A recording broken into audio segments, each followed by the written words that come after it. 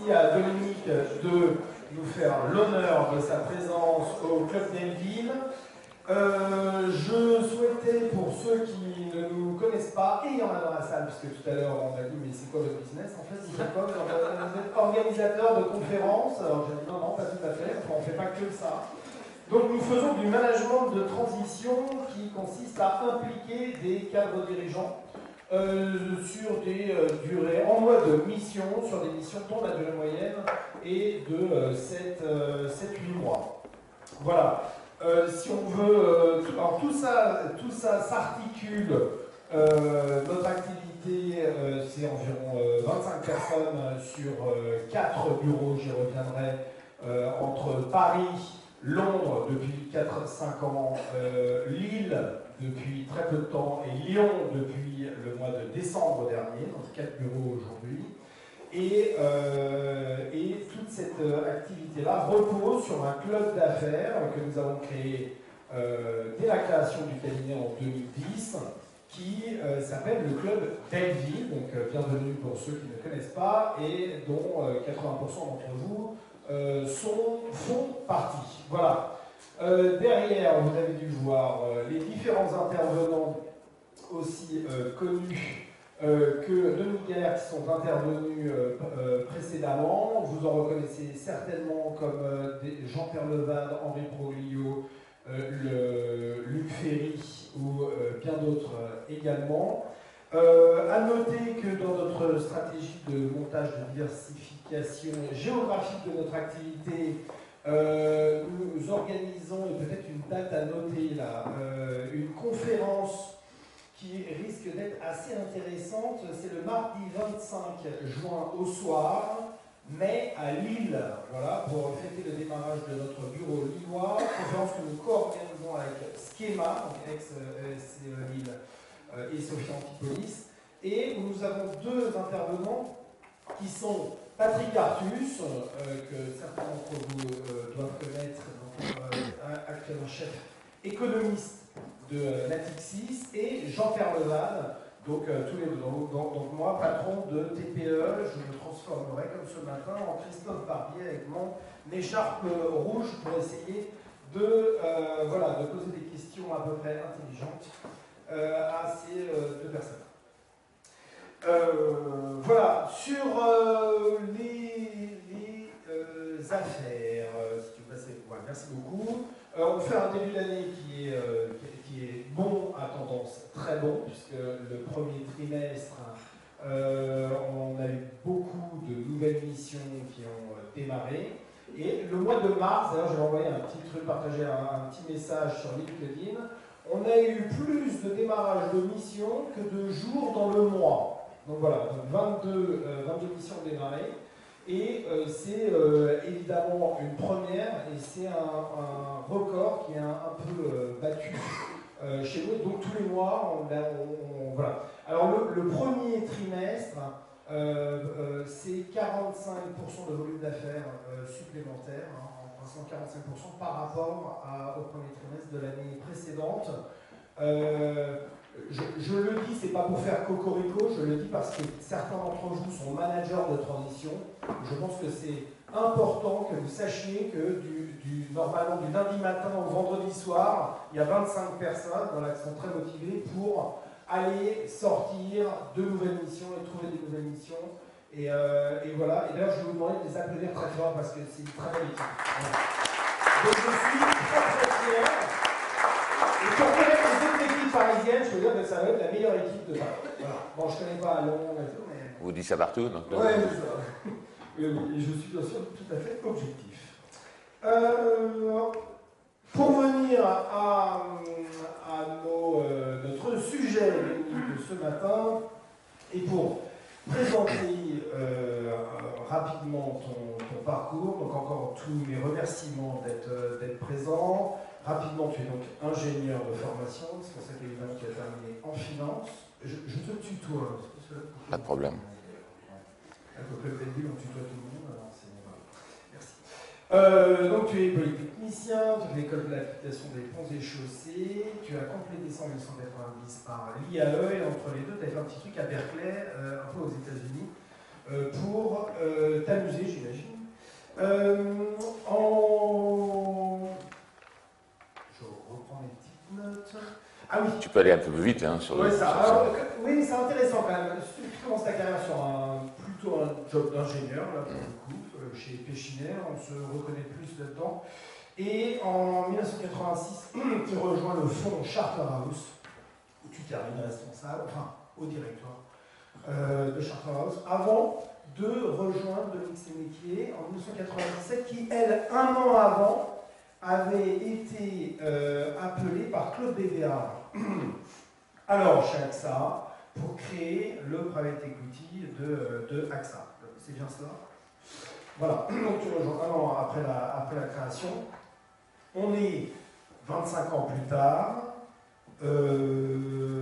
AXA Private Equity change de nom en 2013 pour devenir Ardian et sortir de la sphère AXA et devenir indépendant. C'est une réelle success story pour présenter en 2 mots ce qu'est Ardian. 17 bureaux à l'international, 570 personnes. Donc au mois de juin prochain, ce sera la barre des 100 milliards d'euros de chiffre d'affaires, de dollars. Actifs sous gestion. On parle de dollars parce que le taux de change nous avantage le jour où l'euro-dollar changera en parité, on repassera en euros, mais ça fait des chiffres un peu plus gros, 100 milliards de dollars. Donc 100 milliards de dollars, avec une paille. Que vous êtes le 6e acteur mondial, le premier européen. 6e ou 5e, il y en a 2 qui ont fusionné. C'est un marché qui se consolide et il y a 15 jours, Brookfield, qui est un très gros fonds canadien d'infrastructure et de buy-out, a acheté Oaktree et donc il a dépassé de quelques millions Blackstone, qui était le premier mondial. Et la rumeur dit que Stephen Schwarzman, le patron de Blackstone, était très furieux de perdre sa couronne de premier gestionnaire d'actifs alternatifs mondial. Évidemment, et donc derrière des noms comme ces 2-là qui ont fusionné, comme Carlyle, comme Apollo, comme KKR, comme Blackstone, comme Equity, comme CVC, et vous arrivez juste après. Non, on arrive avant Equity et CVC, on est le premier européen. Voilà. Bon, les classements n'ont pas beaucoup d'importance. Ce qui est peut-être intéressant, et je peux peut-être démarrer là-dessus, c'est que en fait, une des raisons du success story d'Ardian, c'est que dès le début, en 91-97, quand je suis arrivé, de façon opportuniste au début et de façon très construite ensuite, on a décidé de devenir un acteur multistratégie de l'alternatif. Donc on a commencé avec du capital buyout, du capital transmission, du buyout, avec un petit fonds. À l'époque, il n'était pas si petit, puisqu'il faisait 95 millions de dollars, 625 millions de francs. À l'époque, on comptait encore en francs. Et puis, du buy-out, on a développé le venture, puis le fonds de fonds primaire, puis le fonds de fonds secondaire, puis le co-investissement, et puis la private debt, puis l'infrastructure. Et voilà. Et donc, on a un panel complet maintenant d'activités au sein de l'alternatif. Et il y a un très gros avantage à être multistratégie, c'est que ça vous permet d'abord d'aller voir vos clients. Nos clients, nous, c'est les investisseurs qui investissent dans nos fonds. Et au lieu d'aller les voir une fois tous les 5 ans quand vous levez le fonds de la génération suivante et de les voir une fois par an pour faire du reporting, eh bien, vous allez le voir 10 fois par an, parce que 10 fois par an, vous leur proposez un produit différent, le fonds de LBO numéro 7, le fonds d'infrastructure numéro 4, et ainsi de suite. Et donc, vous avez une intimité client beaucoup plus forte que si vous êtes monostratégie. Et donc, vous avez une capacité de les convaincre à investir dans plusieurs de vos fonds considérablement accrue, et donc une capacité à lever de l'argent et atteindre ces fameux 100 milliards de dollars plus rapidement.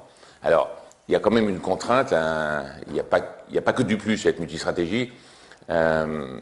Pour que ça marche bien, il faut que toutes les stratégies que vous développez et toutes les équipes que vous mettez en place pour assurer cette stratégie soient toutes de bonne qualité, avec un très bon track record d'investissement, parce que s'il y en a une qui est à la traîne par rapport aux autres en termes de performance, eh bien, comme on a des investisseurs qui sont sur plusieurs des stratégies, il peut y avoir un effet domino négatif. On est toujours tiré par la moins bonne des performances, et donc on a une nécessité, si on veut développer en multistratégie, avoir un niveau de performance assez homogène et plutôt bon, voire très bon, dans chacune de ces stratégies.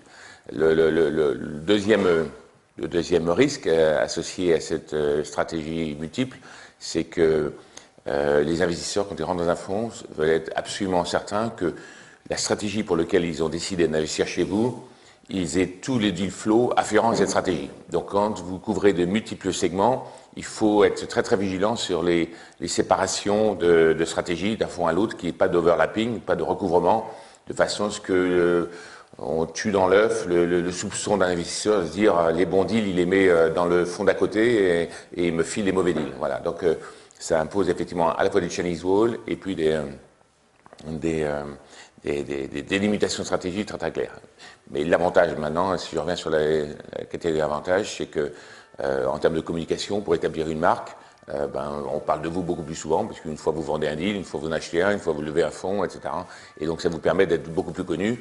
Et comme dans plein d'autres marchés, la notion de marque maintenant, dans un marché qui est devenu assez mature, la notion de marque est vraiment essentielle, parce que quand vous levez 500 millions d'euros auprès d'un fonds souverain asiatique ou du Middle East, eh bien, le type qui va présenter le ticket de 500 millions d'euros qu'il met dans un de vos fonds à Abu Dhabi, par exemple, eh bien, il aura beaucoup moins de peine à faire passer ce commitment si c'est une marque comme KKR, Blackstone ou Ardian que si c'est un petit fonds d'1 milliard sur lequel la notion de marque est beaucoup plus faible. Voilà. Donc, il y a beaucoup d'avantages, il y a quelques contraintes.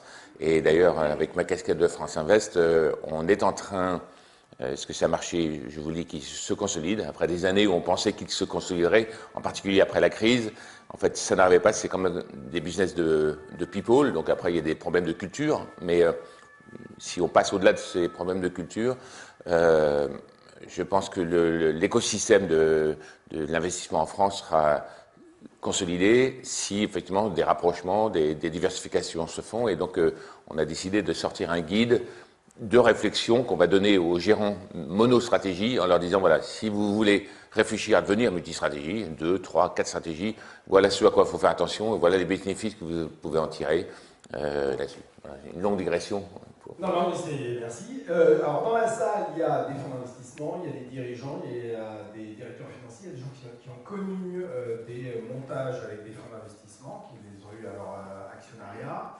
Il y a d'autres personnes qui connaissent moins. On est parti quand même du principe que tout le monde savait comment fonctionnait un fonds. Et tu me disais en préambule que d'ailleurs tu avais enregistré une émission avec... Oui, je pense que vous êtes tous très très compétents sur ce que c'est qu'un LBO, donc je disais à Patrick que c'est peut-être pas la peine de vous expliquer comment ça marche. Hein.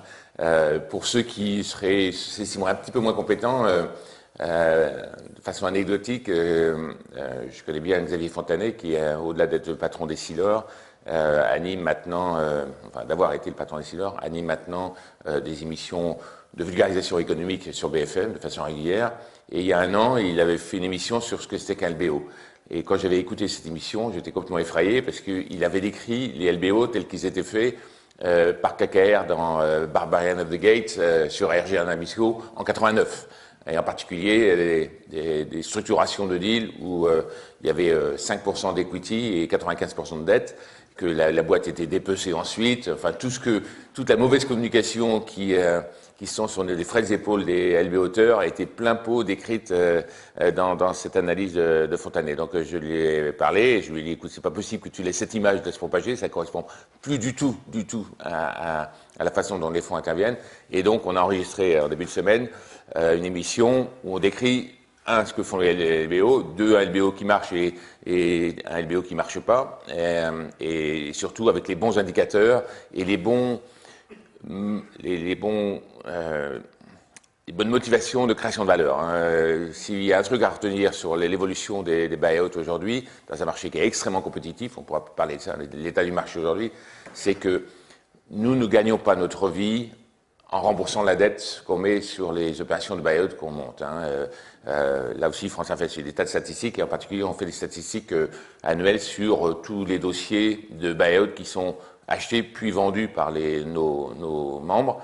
Donc, on a une base de 200 ou 300 LBO annuels qu'on étudie, et la création de valeur liée à l'effet de levier, au remboursement de la dette, ne contribue qu'à 7% du total. 7%. Donc, vous voyez, c'est quand même très très faible. L'essentiel, c'est l'accroissement du chiffre d'affaires, l'accroissement de la rentabilité et l'accroissement de la valeur stratégique de la boîte.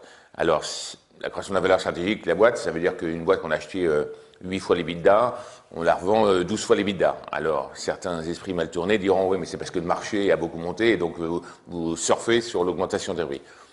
Peut-être un peu, mais c'est surtout que je pense que tous les acteurs du buyout en France maintenant sont absolument convaincus que s'ils veulent retourner un taux de retour décent à leurs investisseurs, beaucoup plus qu'il y a 15 ans, il faut qu'ils se retroussent les manches et il faut qu'ils aient une vision très très très claire au moment où ils font le chèque pour acheter la première boîte du chemin de création de valeur qu'ils vont suivre, qui vont aider le management à implémenter.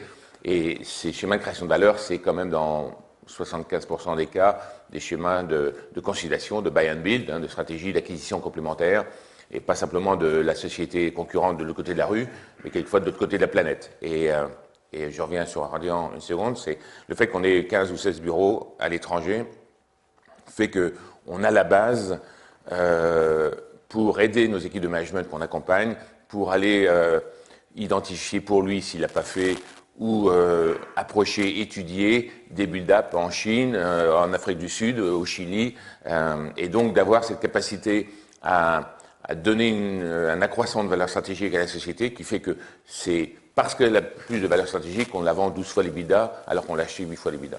Mais dans le grand public, il y a quand même une confusion des genres. Le grand méchant loup et le grand méchant fond, on le voit. Vous passez l'avenue Kléber, il y a 16 agences bancaires, les 16 ont été défoncées par les gilets jaunes. Bon, on ne va pas revenir dessus, mais il y a quand même une image qui peut être qui reste négative, on a un travail à faire autour de ça. Dernièrement, et ça peut être c'est une question que je vais poser à la fin, on a vu dans les journaux assez récemment le travail de fonds activistes, par exemple, comme le fonds Elliott qui rentre, qui prend moins de 5% des parts chez Pernod Ricard et qui va faire, essayer d'orchestrer la transformation ou d'essayer d'être les patrons au sein du board de Pernod Ricard. Qu'est-ce que tu en penses? Plusieurs choses. D'abord, je pense qu'on a été très très mauvais en lobbying au niveau des instances du private equity au niveau européen au moment de la crise. Parce qu'au moment de la crise, vous savez qu'il y a une directive AIFM, qui porte ce nom-là, Alternative Investment Fund Management, je crois, qui a été négociée à ce moment-là et qui visait les hedge funds, et en particulier les fonds activistes, et nous, en tant qu'instance de lobbying, on a été très mauvais parce qu'on s'est fait inclure de facto dans la même catégorie private equity et hedge fund, alors que j'estime qu'on n'a absolument rien à voir. D'abord parce que les fonds de hedge fund, et je reviens sur ta question des activistes, ils n'interviennent pour l'instant que sur des boîtes cotées, et nous, on est private, donc on intervient sur des boîtes non cotées. Mais malgré tout, on a subi cet amalgame, et avec des contraintes complémentaires très très lourdes qu'on a été obligé de suivre par la suite.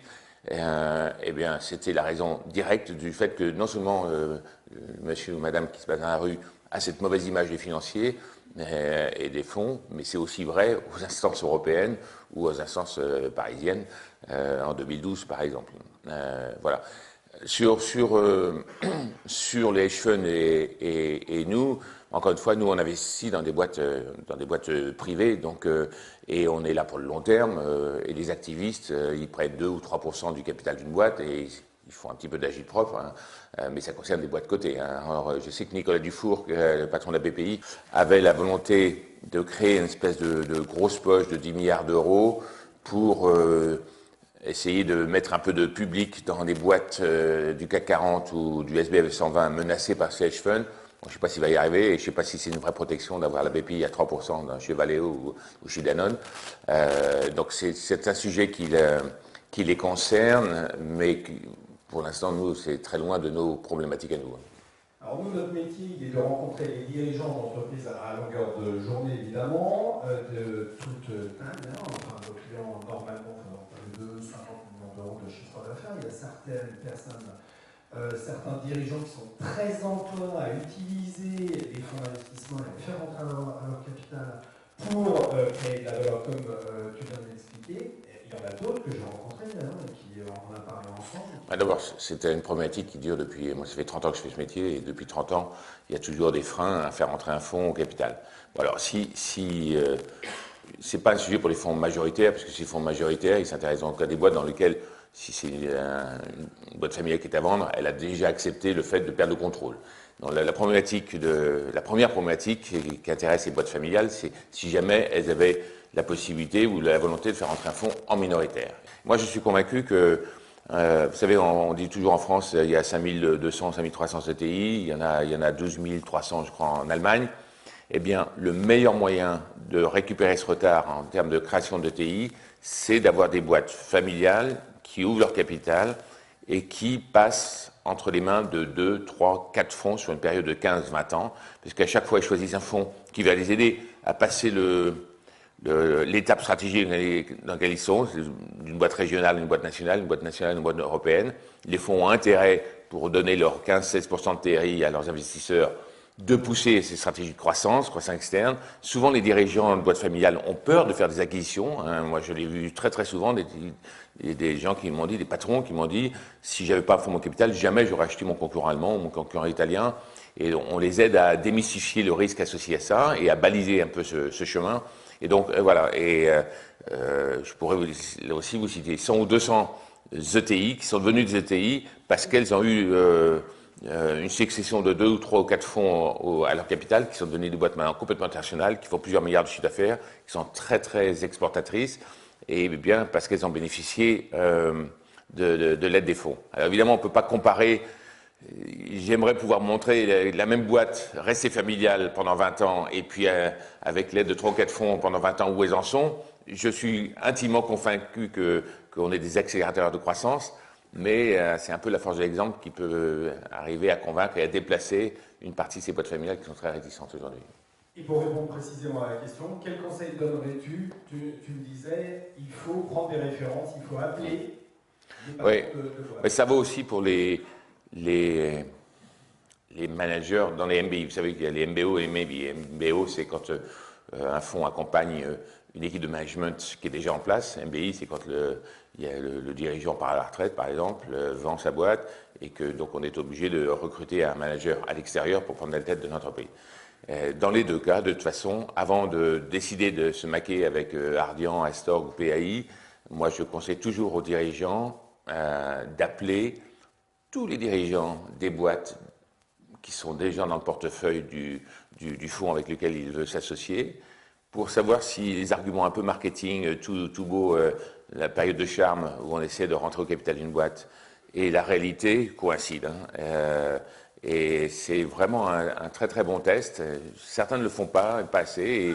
Et quand j'ai vu, plusieurs fois j'ai vu des dossiers où ça se passait mal entre les dirigeants actionnaires et les fonds, eh bien, je dirais 9 fois sur 10, dans ces cas-là, le manager actionnaire n'avait pas fait suffisamment n'avait pas joué à Sherlock Holmes pour vraiment sentir si les arguments marketing qui étaient donnés à la période de grâce étaient des arguments qui étaient vraiment des réalités constitutionnelles de la façon dont le fonds interagit au jour le jour. Donc vraiment le premier conseil c'est ça, c'est de vérifier que ce qu'on vous raconte c'est pas du baratin mais que ça s'est matérialisé dans d'autres opérations similaires. Alors plus de 20 ans passés à investir dans des sociétés, peut-être qu'il y a des anecdotes, alors il n'y a pas de journalistes dans la salle, ne tweetez pas, peut-être des anecdotes de meilleurs souvenirs d'investissement ou de pires souvenirs d'investissement. Ouais.